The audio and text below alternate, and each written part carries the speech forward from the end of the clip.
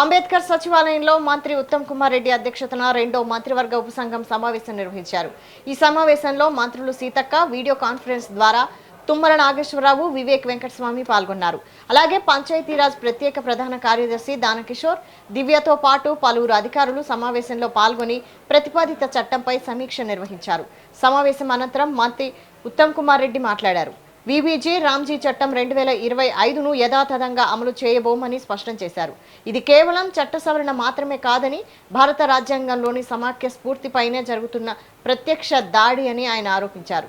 రాష్ట్ర ప్రభుత్వాల అధికారాలను క్రమంగా కేంద్రీకరించి గ్రామీణాభివృద్ధిలో రాష్ట్రాల పాత్రను నిర్వీర్యం చేయాలనే ఉద్దేశంతో కేంద్రం ఈ చట్టాన్ని తీసుకొస్తోందని ఆరోపించారు.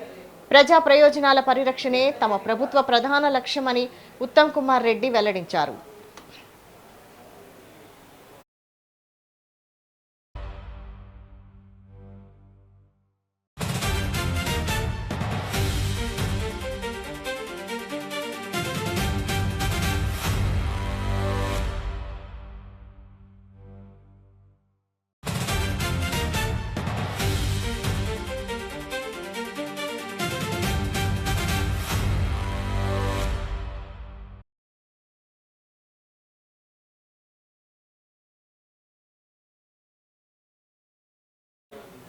అంబేద్కర్ సచివాలయంలో మంత్రి ఉత్తమ్ కుమార్ రెడ్డి అధ్యక్షతన రెండో మంత్రివర్గ ఉపసంఘం సమావేశం నిర్వహించారు.